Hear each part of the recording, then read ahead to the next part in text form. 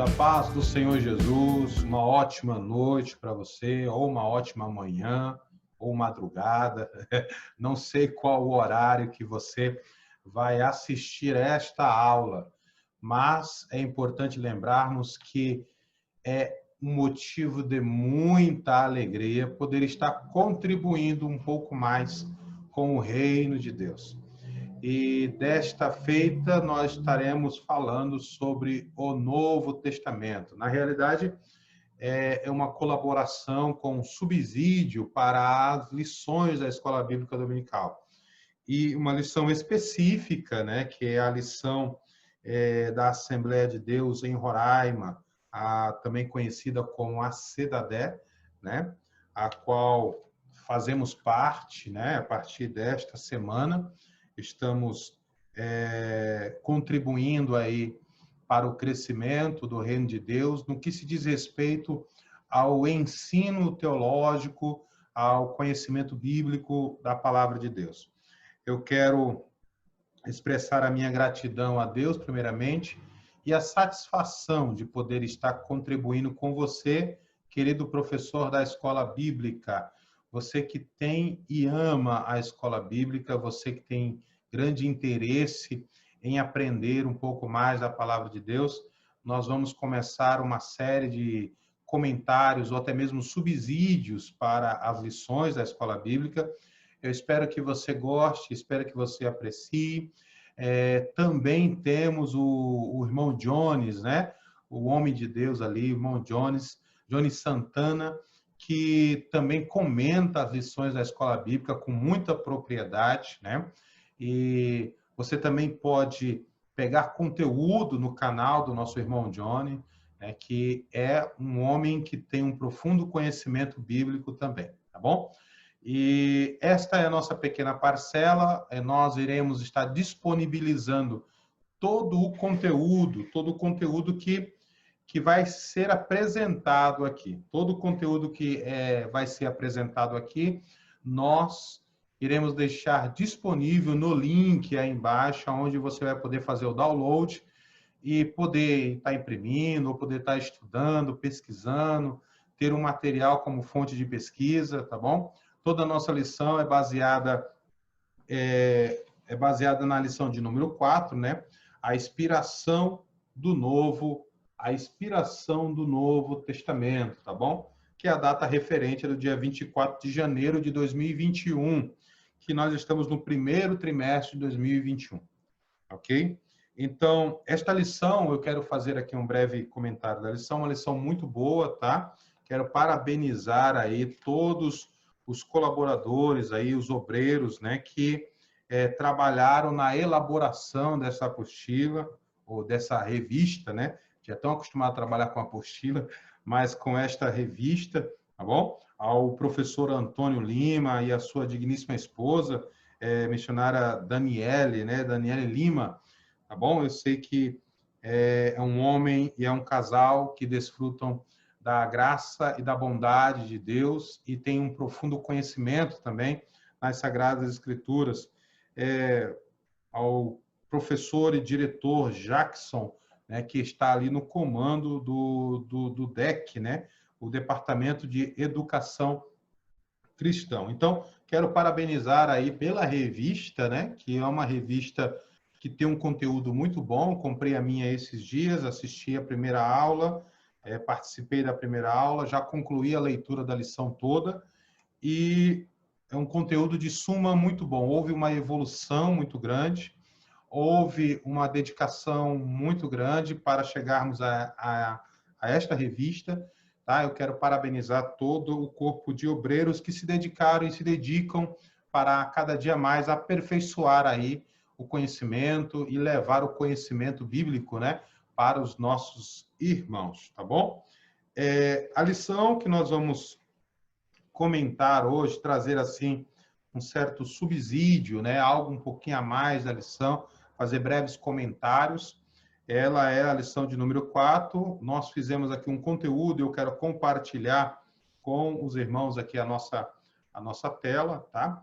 E antes disso, você que ainda não é inscrito no nosso canal, você pode se fazer a sua inscrição, né? Clicando aí no linkzinho aí embaixo, que está escrito exatamente assim, inscreva-se, né? Nesse ícone você clica e logo ao lado desse ícone tem um sininho que você pode clicá-lo, né? Clicar nesse sino e poder escolher a opção todas, para que todas as vezes que colocarmos um vídeo novo no canal, o YouTube venha lhe comunicar a respeito desse vídeo novo, tá ok? Você pode comentar, você pode curtir os nossos vídeos, você pode compartilhar esse vídeo, o link do Google Drive ficará disponível logo aí embaixo para que você possa baixar todo o conteúdo que será apresentado aqui, tá bom? Eu espero que você faça um bom proveito, espero que você tenha uma ótima aula. Não esqueça de buscar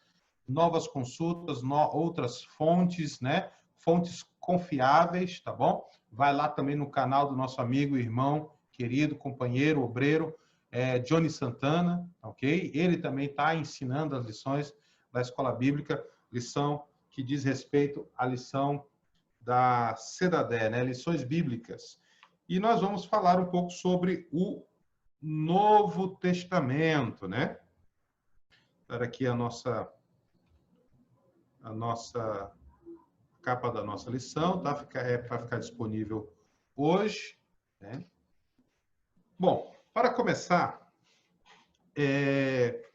o texto que eu quero fazer destaque, não só o texto que se encontra em Hebreus, né, capítulo 4, versículo de número 12, que é o texto base para todo o trimestre, que é exatamente o texto que está na capa, né? Porque a palavra de Deus é viva e eficaz, né? Como diz a leitura que a Bíblia diz, porque a palavra de Deus é viva e eficaz e é mais penetrante do que qualquer espada de dois gumes, e penetra até a divisão da alma e do espírito e das juntas e medulas, e é apta para discernir os pensamentos e intenções do coração. Está em Hebreus 4, versículo de número 12, né? A palavra aqui para meditar, né?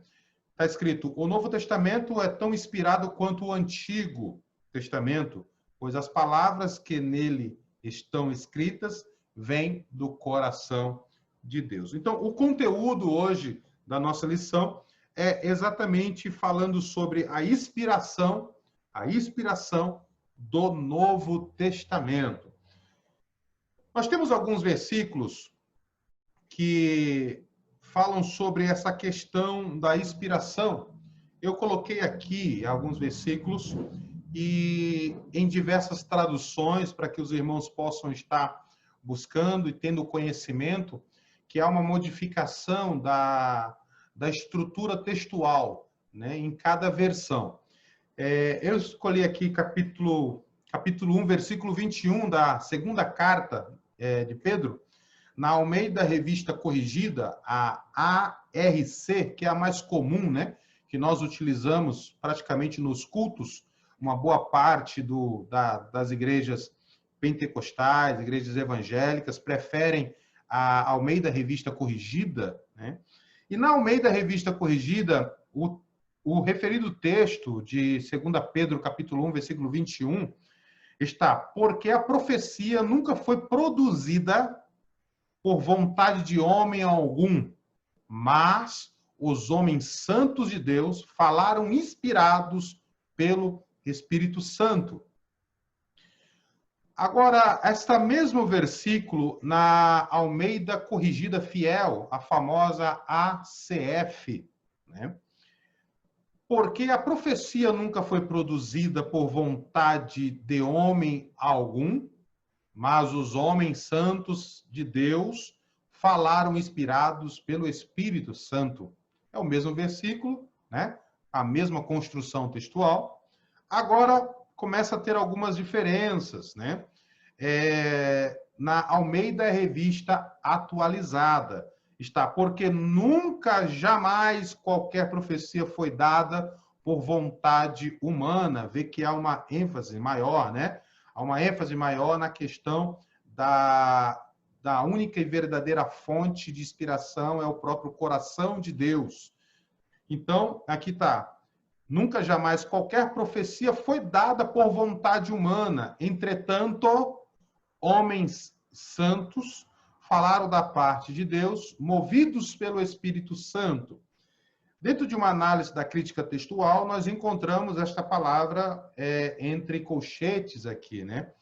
Uma indicação que provavelmente esta expressão santo não se encontra na boa parte dos manuscritos, mas foi colocada pela revista Almeida, revista corrigida, para melhor compreensão de que tipos de homens que foram inspirados por Deus, ou seja, homens santos, ou seja, não foi qualquer homem, né? Ou qualquer tipo de homem, mas foram homens santos. E nós comumente sabemos que santo é alguém que é separado, exclusivo, é algo separado, é algo exclusivo para o uso da obra do Senhor, ou para o uso de Deus, ou para viver na presença de Deus, para viver por exclusividade ao ofício a qual Deus o chamou, né, como o caso dos profetas, e etc. e tal. Então, esses homens falaram da parte de Deus, movidos pelo Espírito Santo. É a versão Almeida Revista Atualizada. Agora, na nova versão internacional, a NVI, não sei se você já viu essa versão, acredito eu que sim, tem dito assim: pois jamais a profecia teve origem na vontade humana, mas homens falaram da parte de Deus, impelidos pelo Espírito Santo. Esta é a forma da construção textual na nova versão internacional. Agora, uma versão também que é muito utilizada no meio acadêmico é a versão católica, a Bíblia de Jerusalém, né? A Bíblia de Jerusalém, a Bíblia de Jerusalém. Por sinal, para a área acadêmica, para a área teológica, para a área acadêmica, ela é de suma importância que você tenha esta Bíblia, tá bom? E nos diz assim: porque jamais uma profecia foi proferida por efeito de uma vontade humana. Homens inspirados pelo Espírito Santo falaram da parte de Deus. 2 Pedro, capítulo 1, versículo 21, na versão católica, Bíblia de Jerusalém. Então, são esses os textos, com as suas modificações literárias, que nós encontramos nessas versões. É óbvio que existem muitas outras versões. Eu não coloquei aqui a versão transformadora, né? a nova versão transformadora, mas você pode também consultar. E é sempre bom termos várias versões da Bíblia Sagrada. Eu tenho aqui algumas versões da Bíblia Sagrada. E é muito bom para a questão de comparação dos textos. Até porque umas Bíblias usam mais o texto crítico do que outras, né? E outras usam mais o texto majoritário, ou texto receptus, mais do que as outras, né? Ou seja, o texto crítico é como uma espécie, foi algo parafraseado, né? Foi algo interpretado e colocado nas versões. O texto majoritário, o texto receptus, é aquele texto que é traduzido literalmente, sem se preocupar com a grande harmonia do texto, mas trazendo diretamente daquilo que nós chamamos de fonte mais pura, mais confiável, né? Mas todas as versões têm as suas particularidades, todas as versões têm seus prós e seus contras, tá bom? Mas uma dica: tenha sempre versões diferentes para que você possa comparar os textos a qual você vai ensinar, vai pregar e assim por diante, ok? Então, estas são algumas versões que nós temos a disponibilidade de ter acesso, entre outras versões que não estão aqui, mas que você pode estar procurando. Então, vamos avançar aqui em nossa aula. Bom, os livros do Novo Testamento, né? Nós vamos entrar aqui na questão dos livros do Novo Testamento, O Novo Testamento, ele é bem diferente do Antigo Testamento. O Novo Testamento, ele é composto por 27 livros. Isto dentro da perspectiva da canonização que a igreja, no decorrer da história da igreja, reconheceu tais livros como livros soprados ou como livros inspirados. Esses livros foram organizados, totalizando em torno de 27 livros. Se você pegar, por exemplo, a Bíblia de Jerusalém, você vai encontrar muito mais do que 27 livros. Você vai encontrar livros que são correspondentes aos livros apócrifos, ou os livros obscuros, que hoje, atualmente, é conhecido como livros falsos.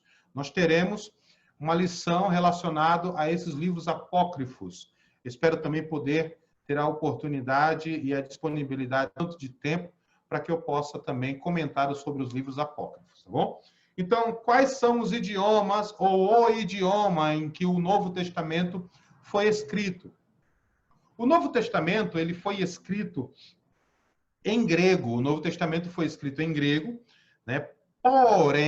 Porém, a língua comum que Jesus falava era o aramaico, né?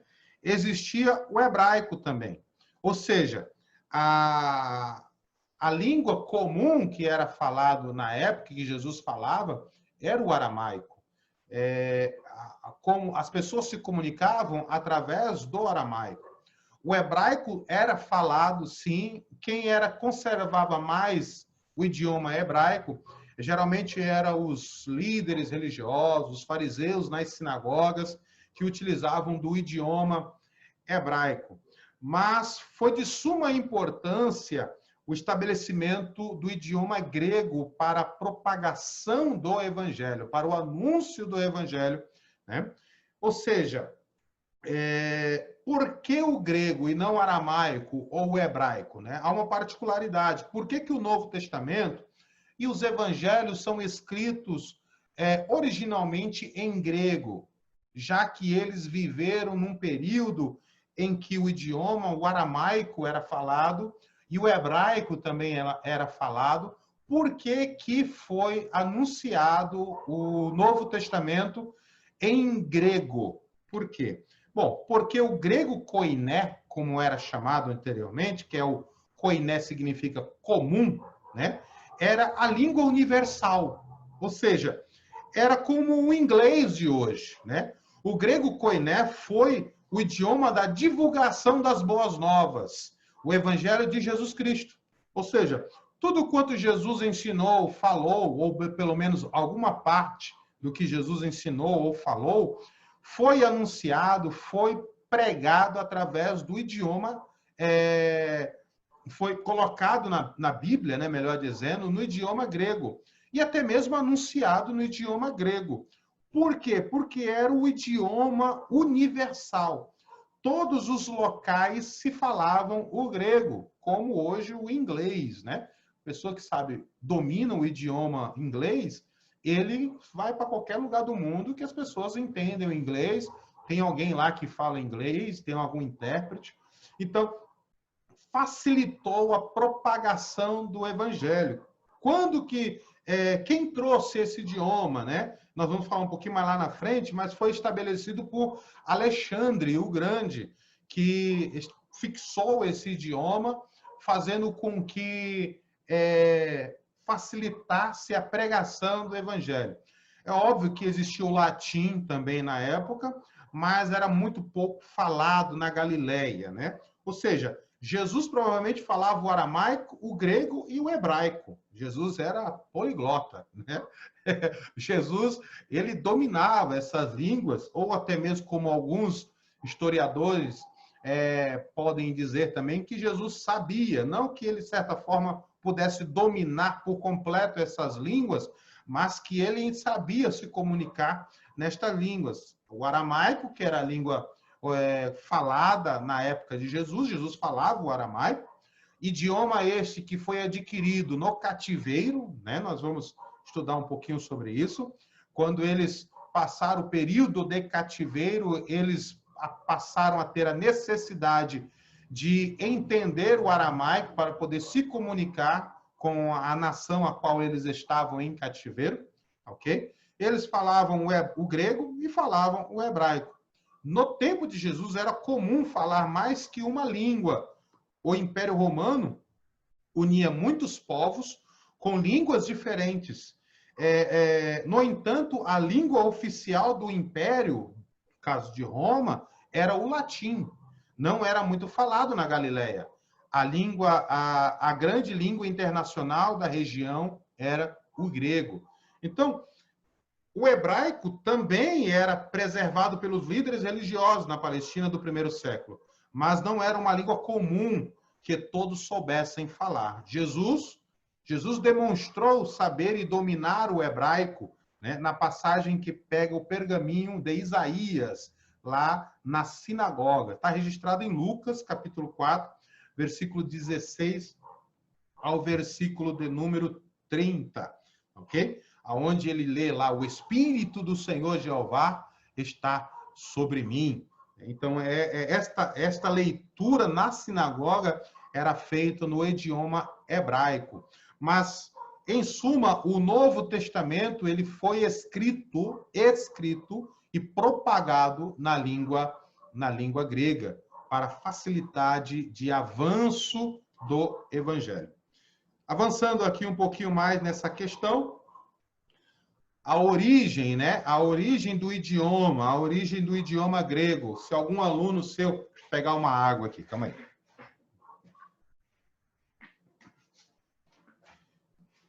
Pronto, voltei de novo. Se algum aluno seu perguntar assim, professor, aonde surgiu o idioma grego?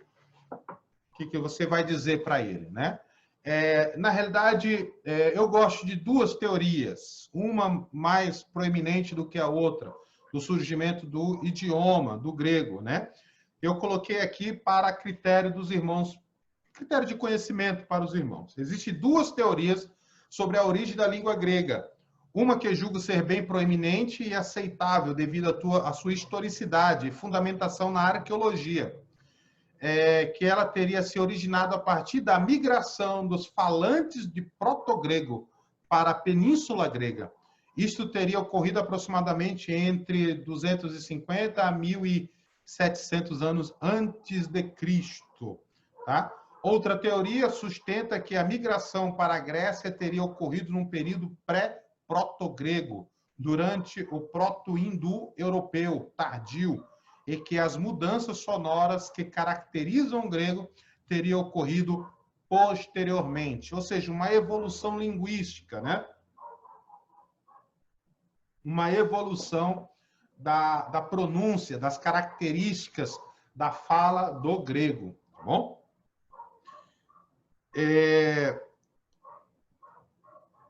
A primeira escrita, aqui é a questão arqueológica, né? A primeira escrita chamada de Linear B.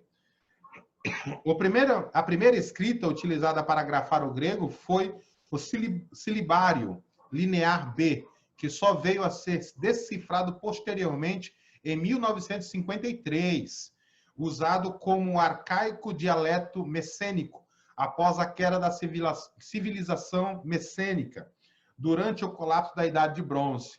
Houve um período de cerca de 500 anos durante o qual a escrita não foi usada, ou, se o foi, não sobreviveu aos dias de hoje. A partir do período clássico da Grécia Antiga, o idioma passou a ser escrito no alfabeto grego. Por séculos, o grego conviveu com diversos dialetos, né? À medida que a cultura grega, por Alexandre o Grande e seus sucessores, se espalhou do Mediterrâneo Oriental até as fronteiras da Índia, o dialeto ático se tornou a base do dialeto koiné, né, que é o grego comum, né, que era falado na época. O idioma foi aprendido pelos habitantes das regiões conquistadas por Alexandre, o que transformou o grego numa língua mundial, cujo uso contínuo a prosperar por todo o Império Helenístico. Foi durante esse período que a Septuaginta, ou Septuaginta, como alguns queiram, né? A tradução grega do Bíblia hebraica surgiu. Ou seja, o Novo Testamento ele é escrito com o grego, porque o grego foi uma língua universal, assim como o inglês hoje, né, repito, e que era a questão da facilidade de comunicação. O grego, em suas origens, ele teve esse avanço linguístico e essas modificações linguísticas ao longo do desenvolvimento social daquela população que existia na época, né? Como é citado aí proto-indo-europeu, né? O outro lá, o período pré-proto-grego, ou seja, são períodos bem antigos, né? Que ainda não tinha sido formulada todas as características do grego que nós conhecemos hoje como o grego koiné. E é muito diferente do grego clássico, do grego moderno, que nós temos hoje em dia. Tá? Então, a fonte de informação que eu peguei isso aqui, tô ruim da garganta, aqui está a fonte, tá? Para quem quiser averiguar todo esse conteúdo, eu deixei aqui a fonte da onde nós pegamos esse conteúdo e eu tenho certeza que você irá obter muito mais conhecimento pesquisando aí também a fonte. Então, vamos avançar aqui um pouco mais. Bom, se tratando dos escritores do Antigo Testamento, né? O Antigo Testamento ele é 27 livros, o que é comumente conhecido como os livros canônicos, ou os livros inspirados, né? Que é a lição, a inspiração do Novo Testamento, né?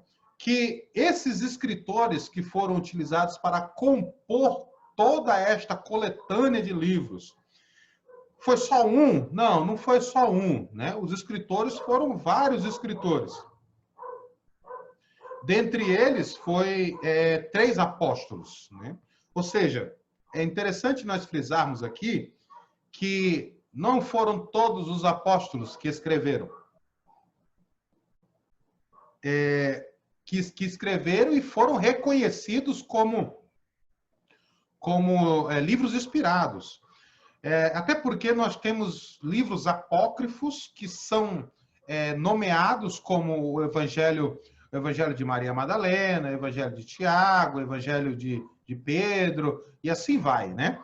Ou seja, existiam muitas coisas escritas na época sobre Jesus e houve a necessidade da igreja estabelecer um padrão para que soubesse qual dos evangelhos nós deveríamos ler ou praticar, viver, organizá-los de uma forma que a igreja pudesse viver por eles, né? Então, destes apóstolos que Jesus teve, dos 12 apóstolos, quem escreveu os evangelhos e foi reconhecido como canônicos, os outros que escreveu o evangelho, não se sabe ao certo se foi realmente eles que escreveram os evangelhos que traz o seu nome, mas esses aqui foram tidos pela igreja como inspirados, né? E foram colocados aí na Bíblia Sagrada como livros inspirados. Então, ou seja, são 3 apóstolos apenas: Mateus, João e Pedro, né? O Evangelho de Mateus, o Evangelho segundo Mateus, que é a forma mais correta de se falar, né? Na realidade, alguns ainda completam um pouco mais, dizendo assim, Evangelho do Senhor Jesus Cristo segundo Mateus, né? A forma mais correta de se falar, que é Evangelho segundo Mateus, porque na realidade Mateus não tem evangelho, né? O evangelho é de Jesus Cristo. E é Mateus quem narra a história de Jesus Cristo.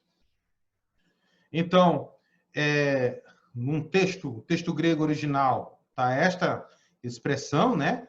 Katamataion eugelion, né? Katamataion eugelion, que é a expressão, a transliteração da expressão grega, da gramática grega que está aqui. Temos o Evangelho segundo João, né? Evangelho segundo João, e temos Pedro, né? Pedro foi um dos escritores do Novo Testamento, um dos escritores do Novo Testamento, Mateus, João e Pedro eram apóstolos, tá bom? Mateus, João e Pedro eram apóstolos do Senhor Jesus. Pedro aqui, né, é o famoso Petros, né, que é rocha, segundo a interpretação católica e ortodoxa, né, fragmento de pedra para alguns protestantes. Observação, segundo a Bíblia, seu nome original não era Pedro, mas Simão. Parece ainda uma variante do seu nome original, Simão Pedro, no livro dos Atos dos Apóstolos, né, e na Epístola de Pedro. No Evangelho segundo João, Cristo muda seu nome para Cefas, ou Kefas, né, que é o que expressa, né, o idioma. Kefas, Cefas, né, em português, que em aramaico significa pedra, rocha, nome este que foi traduzido para o grego como Petros, rocha. Então, tem essas questões das variantes do nome de Pedro, né? Mas esses são os 3 apóstolos que contribuíram com o conteúdo do Novo Testamento. Avançando um pouco mais, dos escritores do Novo Testamento, nós temos aí 2 irmãos de Jesus. 2 irmãos de Jesus. Jesus não era filho único, Maria teve outros filhos, né? O fato dela ter outros filhos, né, faz com que caia por terra a ideia de que Maria permaneceu virgem por toda a sua vida, né? Mas ela teve outros filhos além de Jesus. No caso, Tiago e Judas também foram colaboradores para a construção do Novo Testamento. Considera-se que Jesus tinha irmãos e irmãs, baseados em Marcos 6:3 e Mateus 13:55 ao 56. Eles também apareceram no trecho conhecido como verdadeiros parentes de Jesus, em Marcos e Mateus, né? Os evangelhos canônicos nomeiam 4 irmãos, entre eles Tiago, após a morte de Jesus. Tiago, o irmão do Senhor, era o líder da sinagoga em Jerusalém. E os parentes de Jesus parecem ter sido posições de autoridade nas redondezas da cidade. Questões históricas, né? Nos fala que Tiago, após a morte de Jesus, quem tomou de conta da igreja em Jerusalém, ao contrário de que as pessoas pensam, falam que foi Pedro, né? Que foi o primeiro papa, foi o primeiro pastor da igreja, mas historicamente falando, Tiago se tornou o pastor da igreja em Jerusalém, tá bom? Marcos 6:3, na Almeida Revista, na ACF, né? Almeida Corrigida Fiel, diz: não é este o carpinteiro, filho de Maria, irmão de Tiago, e de José, e de Judas, e de Simão? E não estão aqui conosco suas irmãs? E escandalizavam-se nele, né? Ou seja, observe que o texto mais antigo, né, que é o de Marcos, né, que é o primeiro evangelho a ser escrito, né, o primeiro evangelho a ser escrito, eu vou mostrar aqui a datação de todos os livros do do Novo Testamento, melhor dizendo. Então nós temos o quê? Nós temos a citação de alguns nomes de irmãos de Jesus. Não era citado irmãs, por questões culturais da época, geralmente não citava os nomes das mulheres, tá bom? Mas diz-nos aqui Tiago, José, Judas e Simão, né? É interessante lembrarmos que esses nomes, tipo Tiago, José, Judas, Simão, Pedro, Maria, Jesus, eram nomes muito comuns, né? Utilizados na época, né? Utilizados na época, chamá-lo de Simão, chamá-lo de Pedro. Então, eram nomes comuns, né? Que eram utilizados frequentemente, que as pessoas era colocado o nome dessas pessoas que nasciam frequentemente desses nomes. Eram nomes comuns. Existia muitas Marias, muitos Jesus na época, existiam muitos Pedros, então era como nome comum, né, de hoje em dia, como é hoje em dia. A fonte disso daí tá aqui, ó, deixei aqui a fonte, né? É um dicionário que você pode pesquisar, se você pode comprar ou pesquisar em PDF na internet, tem acesso, tá bom? Então, dentre os escritores do Novo Testamento, nós encontramos aqui dois irmãos de Jesus, Tiago e Judas, né? Irmão do Senhor. Um médico, dentre os escritores do Novo Testamento, nós encontramos um médico que não era discípulo, não era apóstolo de Jesus, tá bom? Evangelho segundo Lucas é o terceiro dos 4 evangelhos canônicos. Ele relata a vida e o ministério de Jesus de Nazaré, detalhando a história dos acontecimentos do seu nascimento até a sua ascensão. A visão tradicional é que Lucas, que não foi uma testemunha ocular do ministério de Jesus, escreveu seu evangelho após reunir as melhores fontes de informação ao seu alcance. Quando nós vamos ler Lucas, né? Quando nós vamos ler o evangelho que Lucas registra no capítulo 1, se você abrir a sua Bíblia aí, no capítulo 1 do Evangelho segundo Lucas, do versículo 1 ao 4, tem algumas características que motivou Lucas a escrever este Evangelho. Observe bem o que ele diz. Visto que muitos houve que empreenderam uma narração coordenada dos fatos que entre nós se realizaram, conforme nos transmitiram os que desde o princípio foram deles testemunhas oculares e ministros da palavra. Igualmente a mim me pareceu bem,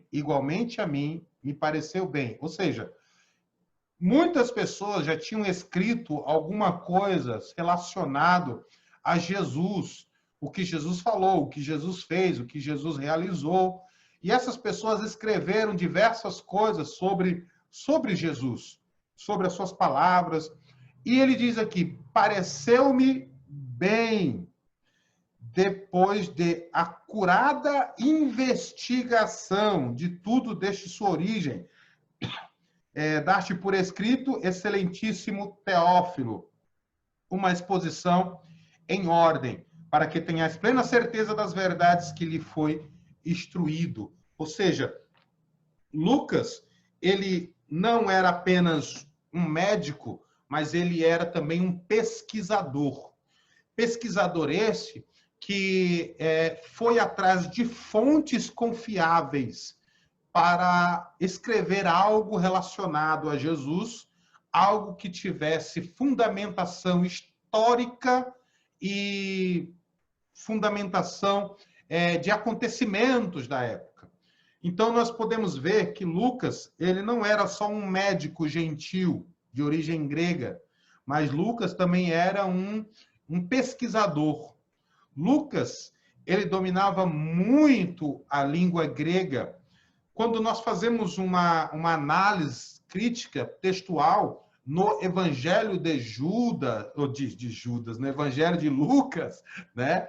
No Evangelho de Lucas, nós podemos perceber que o grego que é utilizado na construção literária do Evangelho de Lucas não é um grego popular, um grego que era falado normalmente entre as pessoas, mas é um grego que tem uma linguagem culta e acadêmica para a sua época. Por quê que Lucas usou-se de uma linguagem, um nível a mais da linguagem grega da época, uma linguagem mais culta?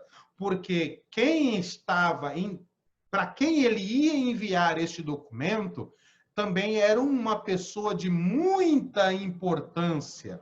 Ou seja, Lucas queria atingir o nível de linguagem culta daquela sociedade que era a sociedade mais alta que existia. Algumas pessoas que faziam parte desta sociedade. Então, toda a construção literária que nós temos no Evangelho segundo Lucas é uma construção de um idioma mais culto do que os outros da época. Porque Lucas ele dominava muito bem o idioma grego, não apenas por ser de origem grega, mas também por ele ser um homem muito culto, né, na sua época, muito letrado na sua época, e pesquisador da sua época, tá bom? Como afirma como afirma em seu prólogo, né? Para a erudição crítica, a hipótese das duas fontes é a mais provável. Ou seja, o autor de Lucas usou como fonte para o seu evangelho o Evangelho de Marcos. Quando Lucas foi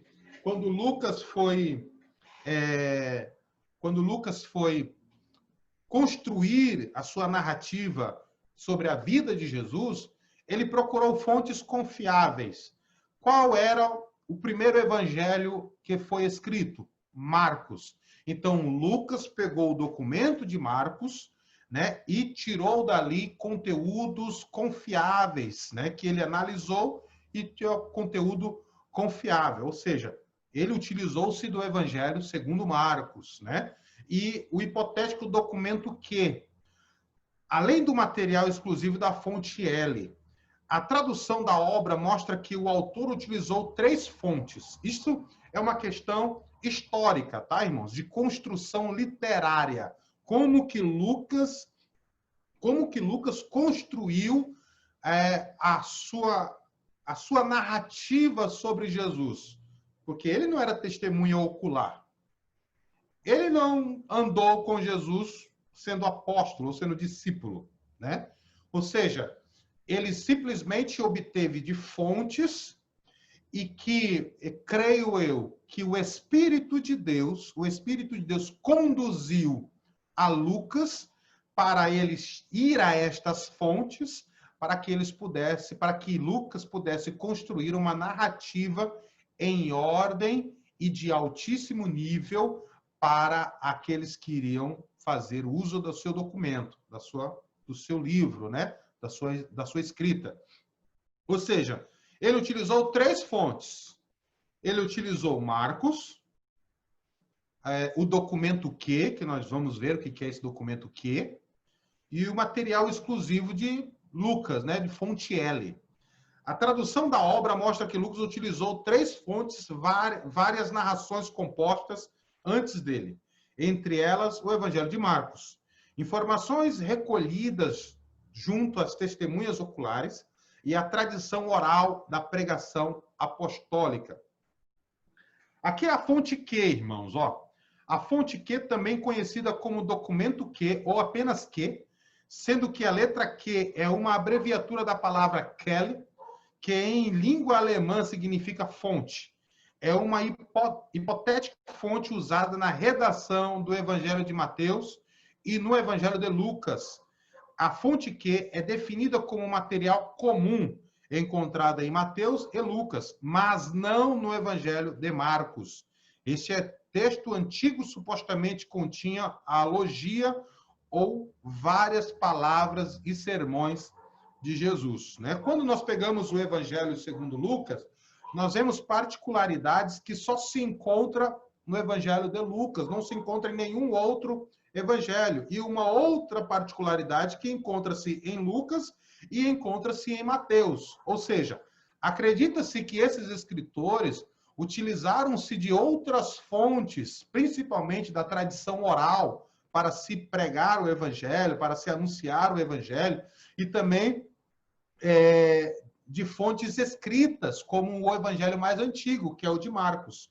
E, tendo estas fontes em mãos, Lucas construiu este evangelho, essa narrativa do Senhor Jesus. Então, No gráfico aqui ao lado, nós tentamos, é muito comum nós enxergarmos e vermos esse gráfico, né?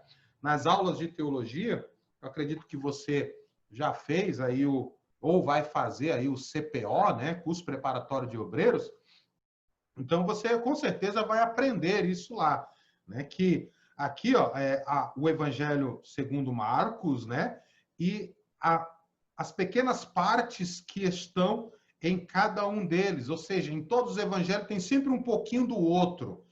E é devido isto que é caracterizado aquele problema sinóptico, dos evangelhos sinópticos, evangelhos com visão comum, Mateus, Marcos e Lucas. Esses três evangelhos são considerados evangelhos sinópticos, evangelhos de visão comum, visão que eles poderiam narrar coisas que o outro deixou passar, né? Ou seja, você pode reparar que aqui, em todo o Evangelho de Marcos, é 46%, né? Marcos e Mateus. Dentro do Evangelho, nós temos 18% que é de Mateus, que Mateus utilizou, né? Para fazer a sua narrativa sobre a vida de Jesus. 20% de Mateus, do Evangelho segundo Mateus, 20% da composição literária deste Evangelho de Mateus, né, é de exclusividade de Mateus, tradição dupla, onde nós encontramos praticamente a mesma quantidade de material que nós encontramos em Mateus, encontramos em Lucas, né, 23%, 25%, que é considerada a tradição dupla, e a tradição exclusiva de Lucas, aqui, ó, 35%, cerca de 41% ele usou do Evangelho de Marcos. Então, Lucas tem 41% do Evangelho de Marcos, Lucas tem 35% de exclusividade, ou seja, conteúdo que você não encontra em nenhum outro evangelho, né? Que é exatamente esta suposta fonte, chamada fonte L, ou até mesmo a fonte Q, né, que eram conteúdos que não se encontram em nenhum outro evangelho, tá bom? Se você pesquisar, você vai encontrar parábolas que só se encontram no Evangelho segundo Lucas, pregações, declarações de Cristo, né, que só se encontram no Evangelho segundo Lucas, tá bom? Então, esta é a questão do escritor, de um dos escritores do Novo Testamento, que não é apenas um médico, mas é um grande erudito da Bíblia Sagrada, do seu período.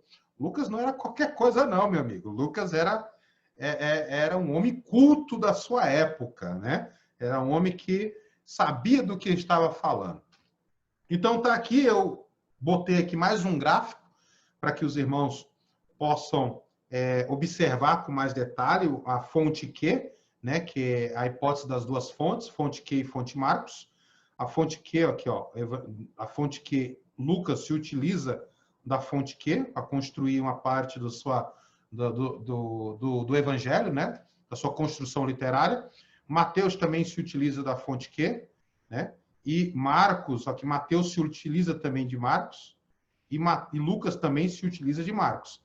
A fonte de Marcos, por ser o evangelho mais antigo, todos os escritores foram primeiramente naquela fonte, para saber o que se tratava a historicidade acerca de Jesus, tá bom? E a fonte L, que sempre tem Marcos no meio, né? As narrativas da infância de Jesus, se encontra ali, né? A fonte de Antioquia, Mateus. Então, geralmente, é esta a distribuição de formação literária do livro que do Evangelho segundo Lucas, né? Fonte de Marcos, fonte Q e a fonte L, que foram Lucas foi conduzido até essas fontes para poder construir o evangelho a qual traz o seu nome, Evangelho segundo Lucas.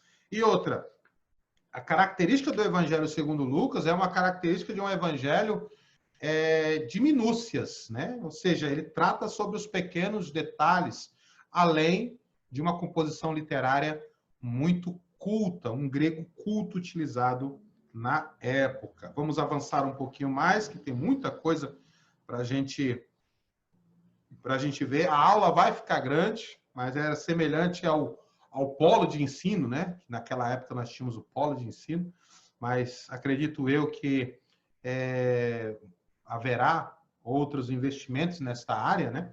Para que os irmãos possam ir ter fontes de pesquisa para melhorar aí o ensino da escola bíblica. Na análise da alta crítica, a fonte L é uma tradição oral que Lucas utilizou para compor seu evangelho. Inclui a história de Natal e muitas das melhores parábolas de Jesus, como a fonte exclusiva de Mateus, conhecida como fonte M. A fonte L tem importantes parábolas que, de acordo com os historiadores mais céticos, são tidos autênticos do Jesus histórico.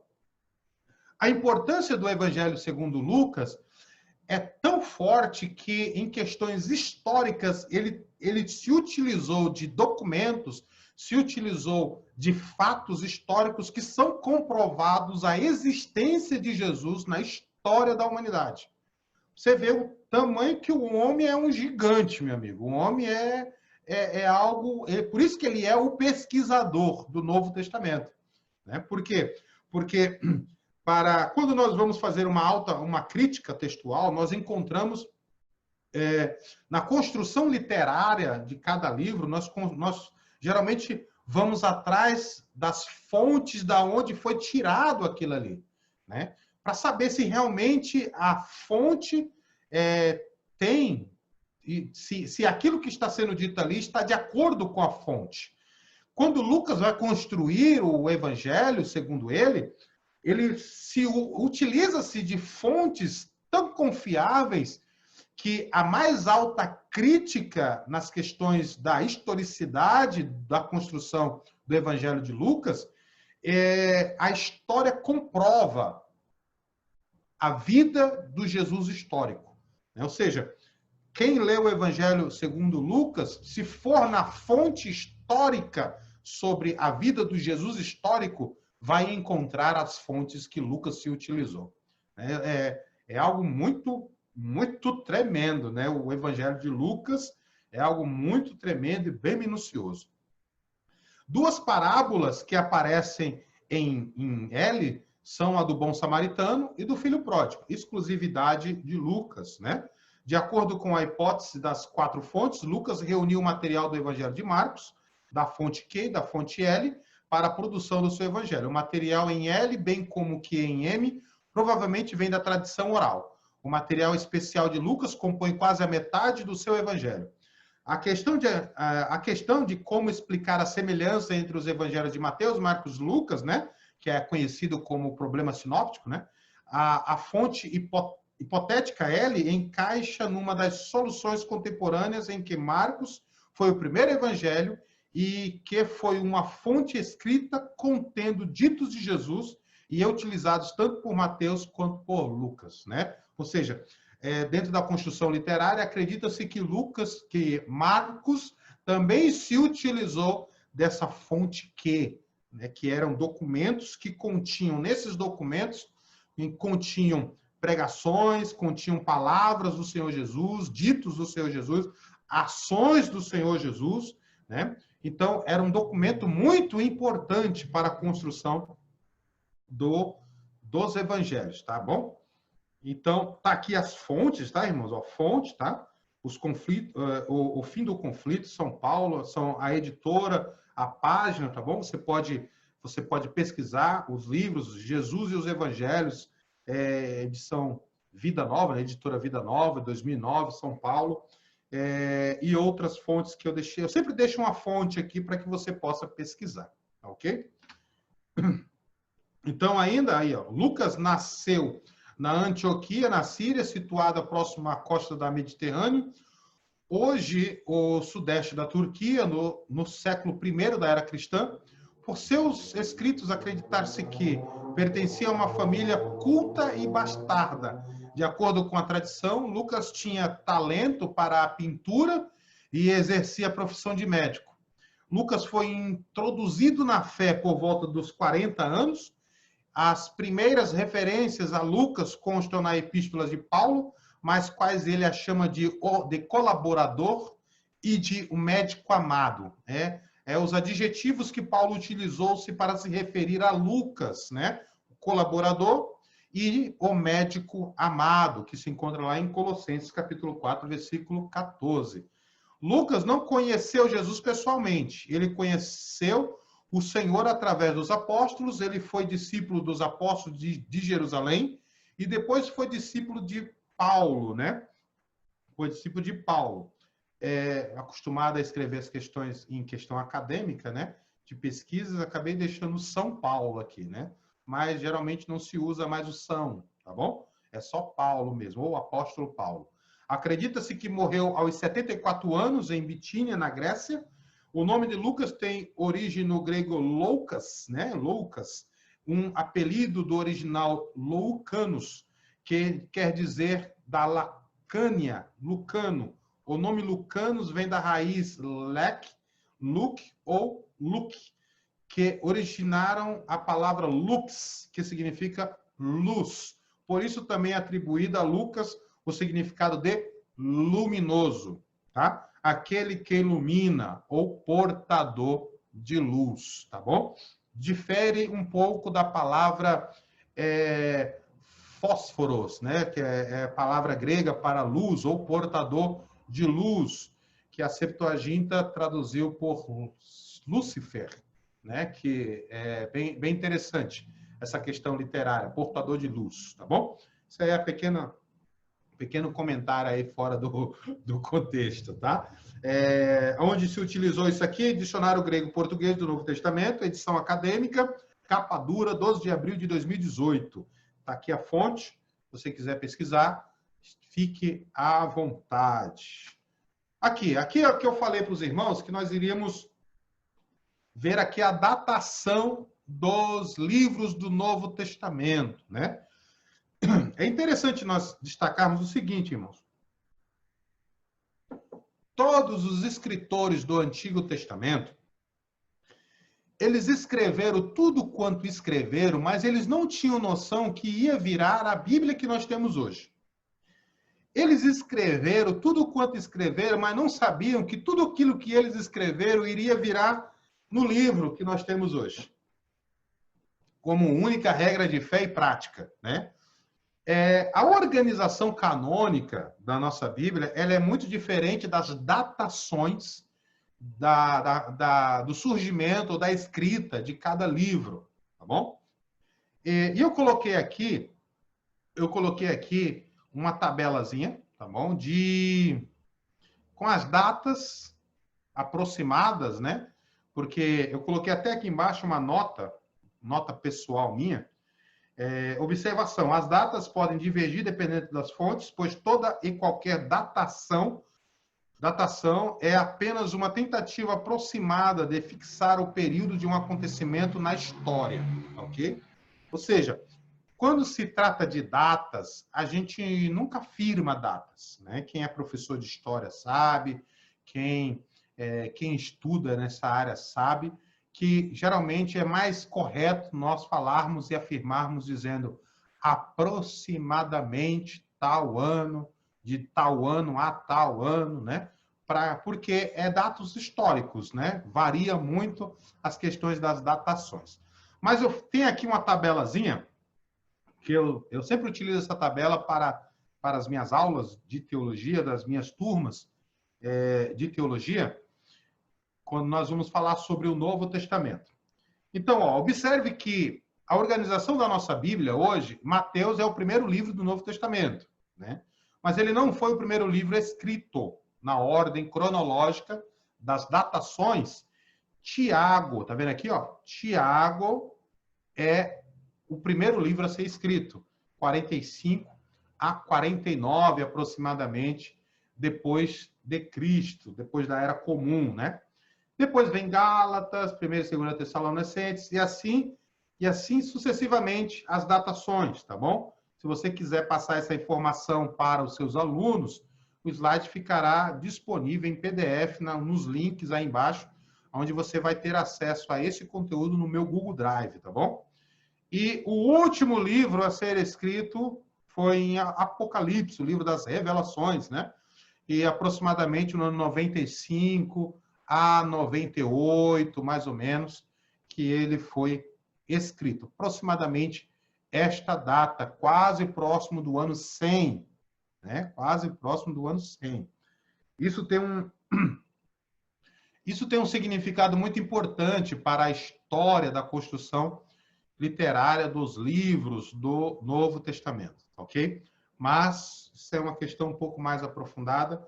Nós estamos lidando aqui apenas com alguns fatos da questão básica do estudo teológico, tá bom? Então, aqui está o quadro, né, com as datas que cada livro foi escrito, datas estas aproximadas, tá bom? Bom, a construção dogmática del verbum, né, sobre a revelação divina das Sagradas Escrituras, ensina-nos que Deus, inspirador e autor dos livros dos testamentos, dispõe tão rapidamente das coisas que o Novo Testamento está latente no Antigo Testamento. E o Antigo está patente no Novo Testamento. Isso indica que há uma relação viva entre o Antigo e o Novo Testamento. E é também por isso que, às vezes, encontramos na Bíblia palavras ou expressões que parecem estar soltas, sem sentido naquele texto. Nesta hora, preciso entender que existe uma ligação entre os textos e ficar atento ao campo semântico a que essas palavras e expressões talvez pertençam. O que isso quer dizer? Quer dizer que muitas pessoas dizem que nós não precisamos mais do Antigo Testamento. É um erro isso, em dizer tal coisa.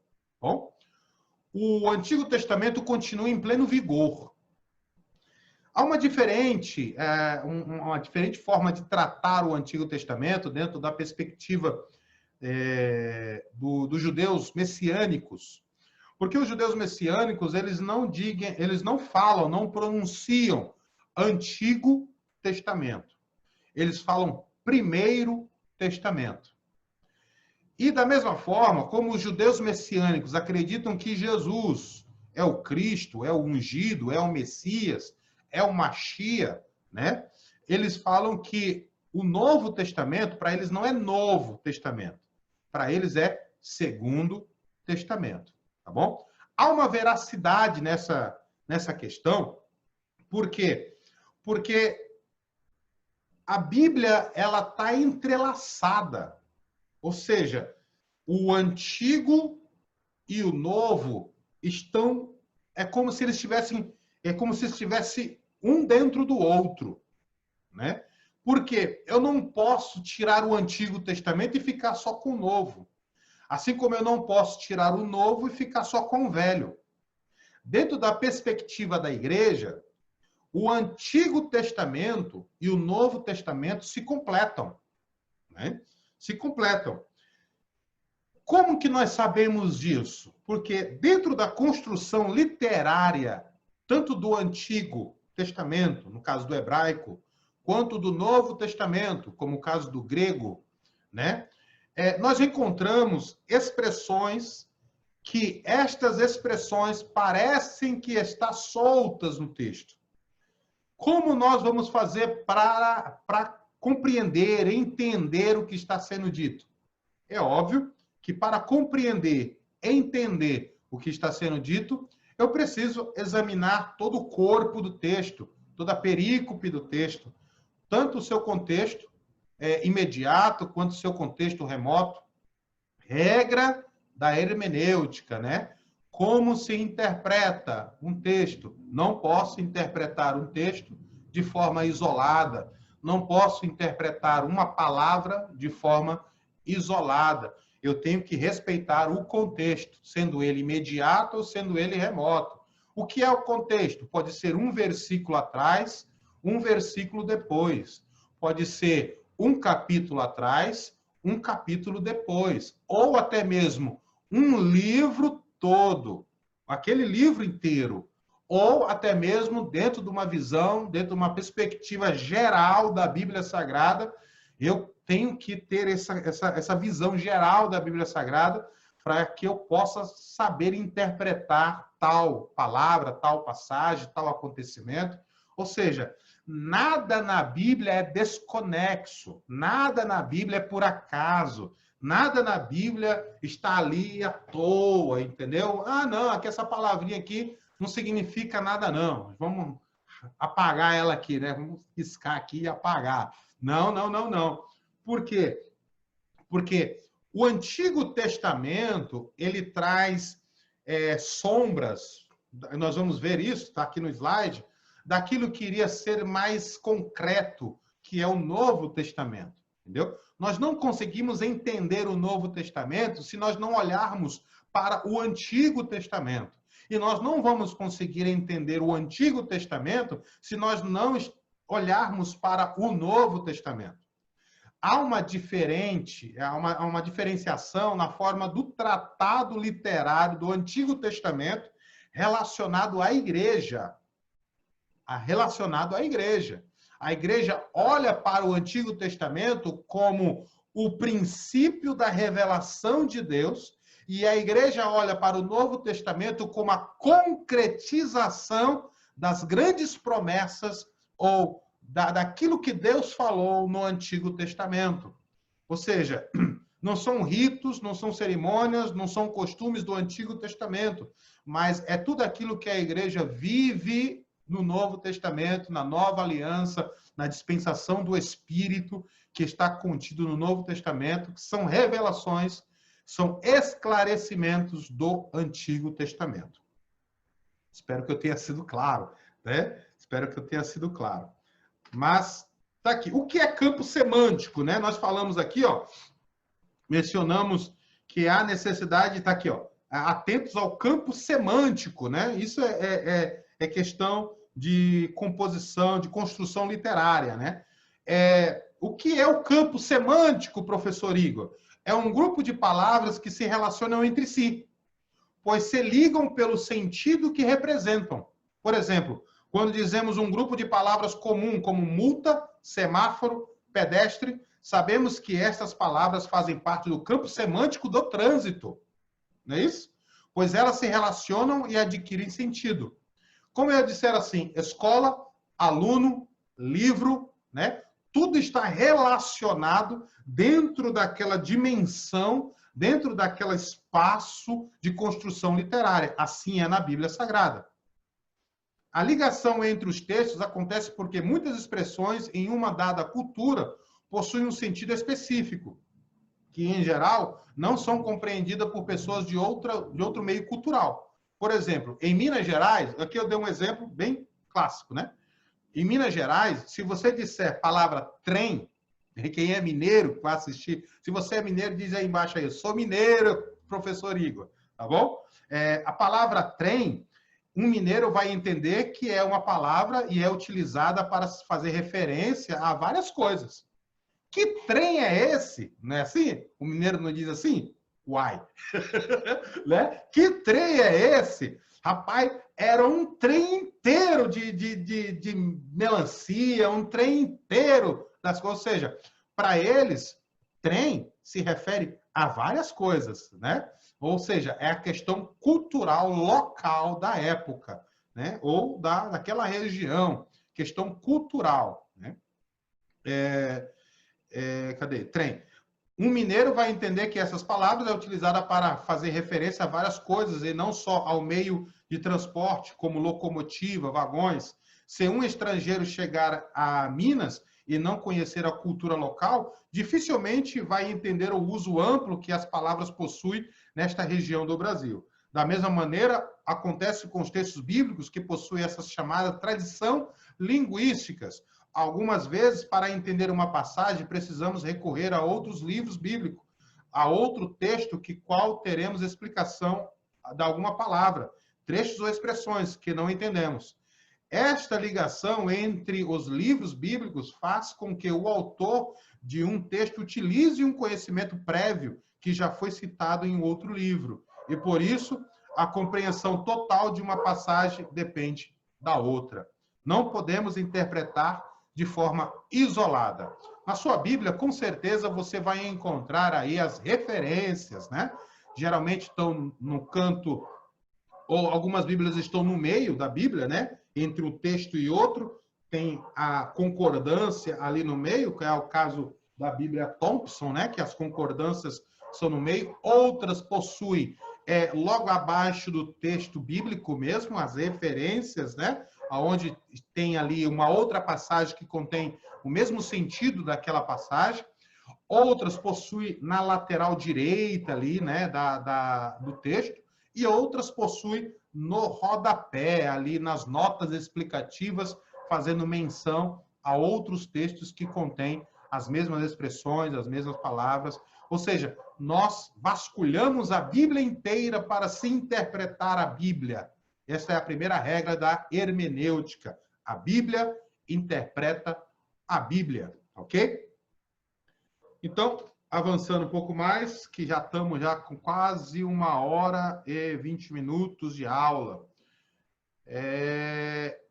Aqui, eu quero fazer aqui uma observação. O nosso comentarista, o professor Antônio Lima e a missionária Daniele Lima, né? Eles colocaram na revista, sem sombra de dúvida, o Novo Testamento é a complementação do Antigo Testamento, sendo ambas mensagens vindas do coração de Deus. É misto que sejam tão perfeitamente harmoniosos entre si em todas as informações e argumentações. O Novo Testamento é a prova do plano da salvação que deu início no livro de Gênesis. Absolutamente uma grande verdade profunda das Sagradas Escrituras, né? O Novo Testamento mostra-nos o grande plano divino que deu-se início em Gênesis, né? Lá em Bereshit, lá em Gênesis. Ou seja, no Novo Testamento temos ali total revelação de todo o plano divino através dos séculos, né? Tem até um livro aí, né, da CPAD, Plano Divino através dos séculos. Recomendo também a leitura deste livro, tá? Podemos aprender nas Escrituras que as coisas que há no Antigo Testamento são sombras das coisas futuras, como diz lá em Colossenses, né? Que algumas delas servem de exemplo e sombra das coisas celestiais, como está escrito em Hebreus. Foram-nos feitas em figuras, como está escrito em Corinto, né? Na primeira carta de Paulo à igreja de Corinto. E podem ser vistas como figuras do verdadeiro, como está escrito em Hebreus 9:24. Mas não devemos nos esquecer de que tudo isto é sombra dos bens futuros, e não a imagem exata das coisas. Hebreus capítulo 10, versículo 1. É exatamente aquilo que eu mencionei anteriormente, né? Dizendo que o tratar literário da igreja com o Antigo Testamento é diferenciado. Para a igreja olha para o Antigo Testamento e vê promessas, e vê algo meio assim, meio sem sentido, né? Mas quando nós olhamos para o Novo Testamento, encontramos a plena revelação ou explicação de todo o conteúdo do Antigo Testamento. São sombras. Aqui, uma breve exegese da palavra sombra, ou da palavra futuras, né? No idioma original grego, temos a particularidade da palavra melo, né? Traduzida como futuras. Em sua gramática, se trata de um particípio presente ativo, ou seja, aponta claramente para eventos ainda no futuro. De acordo com o Dicionário Completo de Estudo das Palavras do Novo Testamento, a palavra melo significa estar prestes a fazer ou sofrer alguma coisa, está prestes a ser iminente, né? Está aqui o número da página, está aqui o autor. O Dicionário Expositivo Completo das Palavras do Antigo Testamento, que eu usei ele aqui, que é o famoso, ai meu Deus do céu, que é o famoso dicionário Vini, né? dicionário Vini, o significado exegético e expositivo das palavras do Antigo e do Novo Testamento.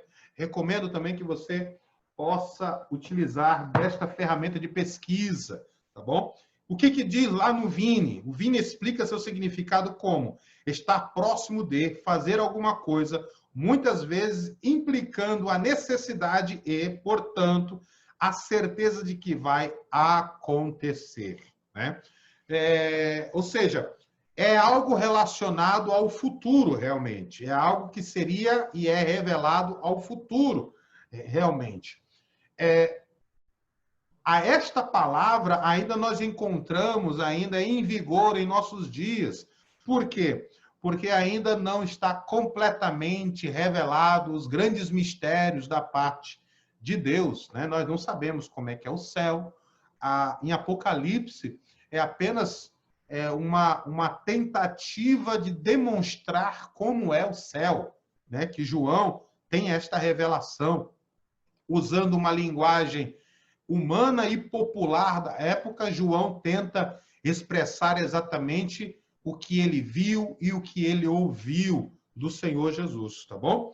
Então, ainda estamos vivendo nas questões futuras, no que se diz respeito à Igreja de Cristo, né? Mas o Antigo Testamento está bem claro e explicado no Novo Testamento. Aqui, opa, passou demais. Aqui nós temos a composição ainda do Novo Testamento, né? Antigo Testamento, que é o primeiro testamento para os judeus, né? O Antigo Testamento que é para os judeus. O Antigo Testamento e o Novo Testamento narram o início da história de dois povos diferentes, tá bom?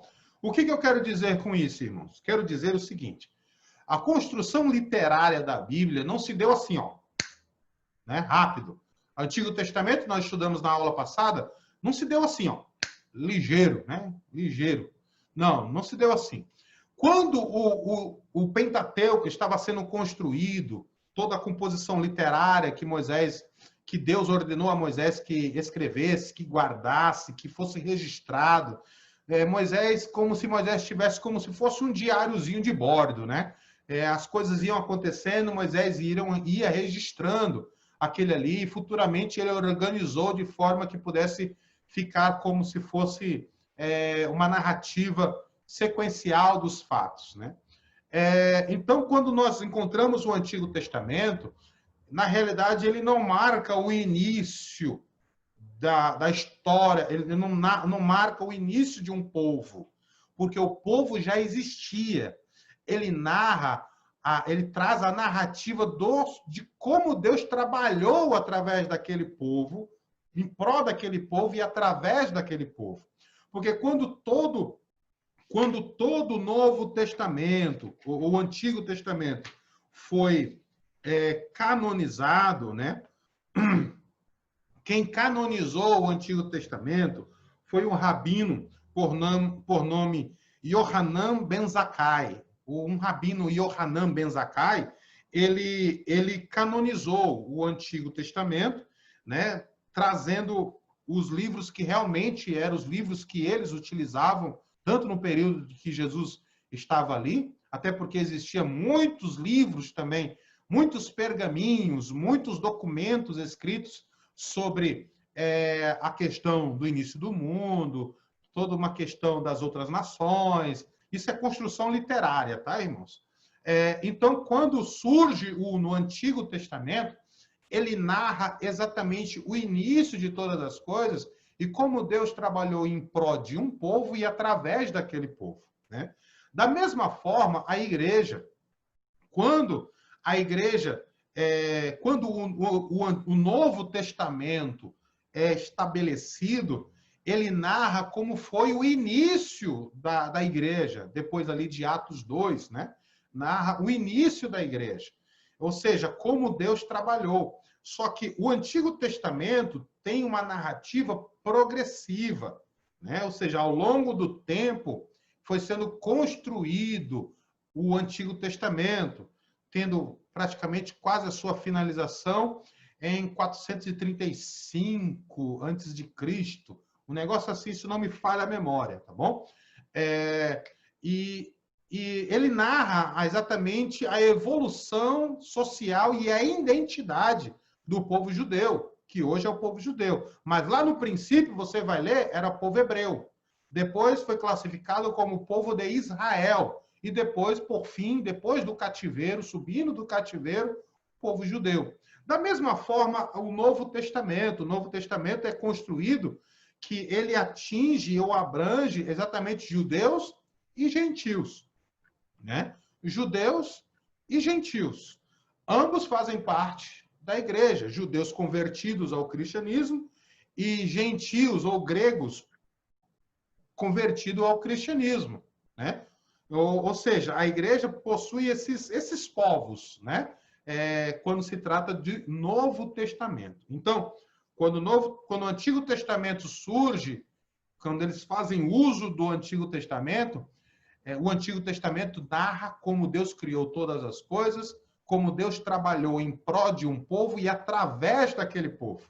Narra a evolução e a identidade daquele povo, hebreu, Israel e judeu. E depois narra a questão, e quando se trata do Novo Testamento, da mesma forma, narra o início da igreja, né? Ou seja, a igreja já existia, mas os documentos narram como ela passou a existir e como foi o desenvolvimento cultural, social, religioso da sua época, né? Ou seja, quem compõe a igreja? Judeus convertidos ao cristianismo e gentios. Quem são os gentios? Todo aquele que não é judeu, né? Todo aquele que não é judeu. Então, o Novo Testamento, ele é dividido em 5 seções. Os evangelhos, Mateus, Marcos, Lucas e João, né? O livro histórico, que é a narrativa de um apenas, que é Atos dos Apóstolos, também conhecido, pode ser conhecido também como Atos do Espírito Santo, né? Ou Atos da Igreja movida pelo Espírito Santo, né? Geralmente o movimento pentecostal opta mais pelo Atos do Espírito Santo, né? É mais comum, principalmente dentro do pentecostalismo, porque mostra como o Espírito Santo se manifestou poderosamente na igreja do primeiro século, na igreja denominada igreja primitiva, né? Cartas paulinas, quais são essas cartas? As cartas paulinas, que é Romanos, 1ª e 2ª Coríntios, Gálatas, Efésios, Filipenses, Colossenses, as 2 cartas de Paulo aos Tessalonicenses, as 2 cartas de Paulo a Timóteo, a Tito e Filemão. São cartas paulinas, porque são cartas que foram escritas por Paulo, ou Paulo ditou, né? E alguém escreveu, né? E foi levado através de alguém, Tíquico, provavelmente, tenha levado alguma das suas cartas. Então, é denominado cartas paulinas, porque é como se fossem cartas assinadas por Paulo, de próprio punho, né, que Paulo escreve. Uma boa parte dessas cartas são escritas em prisão e tem algumas características doutrinárias de orientação, né, para as igrejas, principalmente aí a 1ª e a 2ª carta à igreja de Corinto, que é conhecida dentro do mundo teológico como a carta problemática, ou a igreja problemática, né? Não a carta, mas a igreja problemática, que é aonde Paulo envia a carta para fazer correções, tanto de ordem de moral, quanto ética, quanto orientar os pastores da época, né? Os líderes da igreja da época. E cada carta aqui, das cartas paulinas, tem as suas características, né? Tem as suas formas literárias que Paulo trata, né? Porque Paulo ele tinha um estilo literário. E esse estilo literário Paulo utilizou nas suas cartas, né? Carta aos Romanos, Corinto, Gálatas, Efésios, Filipenses, Colossenses, Tessalonicenses. A carta aos Tessalonicenses era incentivando os irmãos, era depois de um relatório, né, que Paulo recebeu, né, de Timóteo, e Paulo passou pouco tempo na igreja de Tessalônica, uma igreja que estava crescendo na fé, no amor, na esperança, estava trabalhando, uma igreja que verdadeiramente cresceu na fé, cresceu na esperança, no poder do Espírito Santo, mas é uma igreja que tinha muitas dúvidas acerca das pessoas que já haviam morrido, do arrebatamento da igreja, né? Da vinda do Senhor, como é tratado no texto, da vinda do Senhor, fala-nos sobre a conversão deles, sobre alguns princípios doutrinários. Então, é uma carta muito rica. Todas estas cartas são cartas muito, muito ricas, né? E também estão dentro aí das questões pastorais, né? Que Paulo envia para Timóteo, para Tito, Filemon, né? Que são cartas de autoria de Paulo. Timóteo incentivando o seu ministério, dizendo para que ele continuasse, para que ele não desprezasse o dom que Deus havia dado a ele, orientando acerca da posição do líder em relação à palavra de Deus e uma série de outros assuntos que você encontra. Toda a base doutrinária está contida nas cartas paulinas, né? Que é as cartas que a igreja se utiliza para regra de fé e prática, né? Não só as cartas, mas também os evangelhos, né? Cartas gerais são aquelas cartas que foram cartas de circulação, né? Carta de circulação. Hebreus, Tiago, 1ª e 2ª Pedro, tá? E 1ª e 2ª Pedro, 1ª, 2ª e 3ª João e Judas.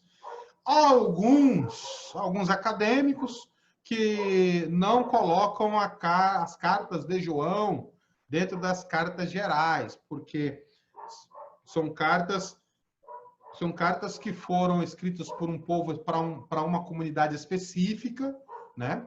Outras foi escrita, provavelmente tenha sido escrita para uma senhora, né? Que vivia na época, ou era uma forma figurada de se referir à igreja da época, né? A igreja da época, juntamente com seus filhos na época.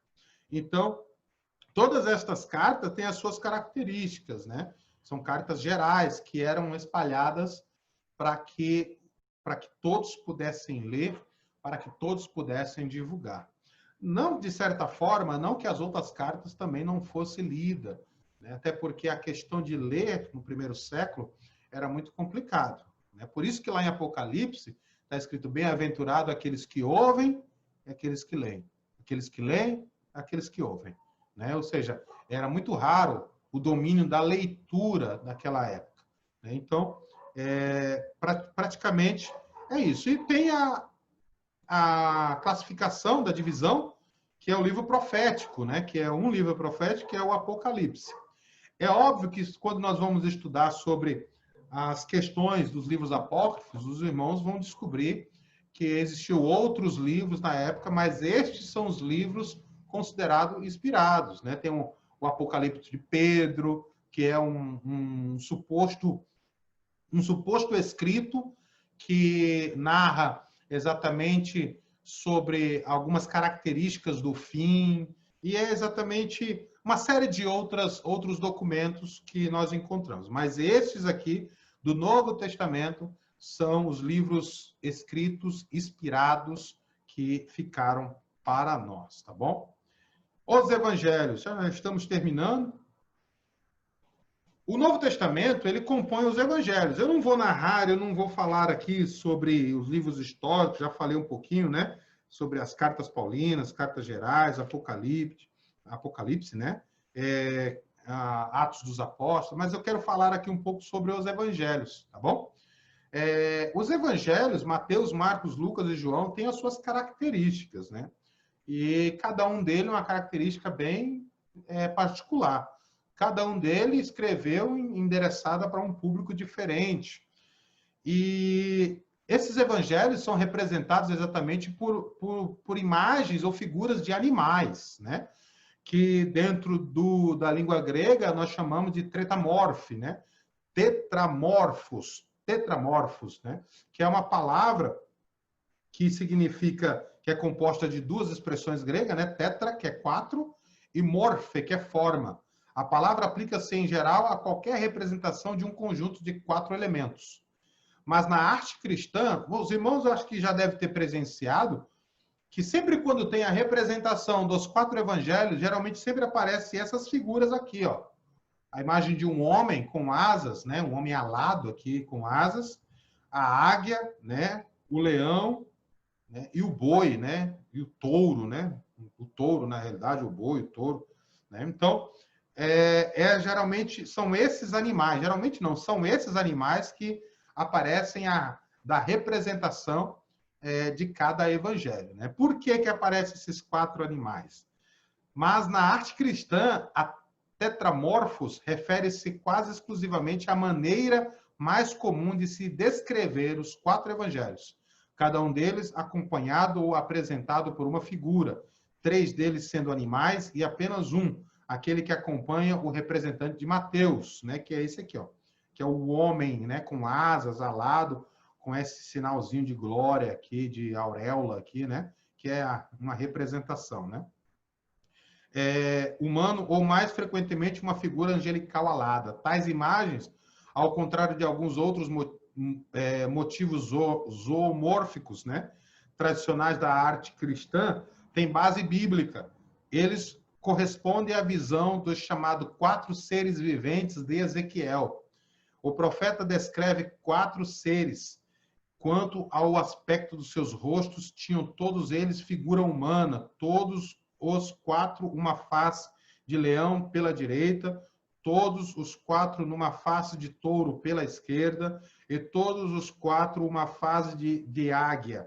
Essa tetramorfos carregou o trono ou a carruagem do Senhor, depende da tradução que você for ler. Então, a representação dos animais para estes evangelhos tem as suas características, né? Mostrando as suas características na representação desses animais.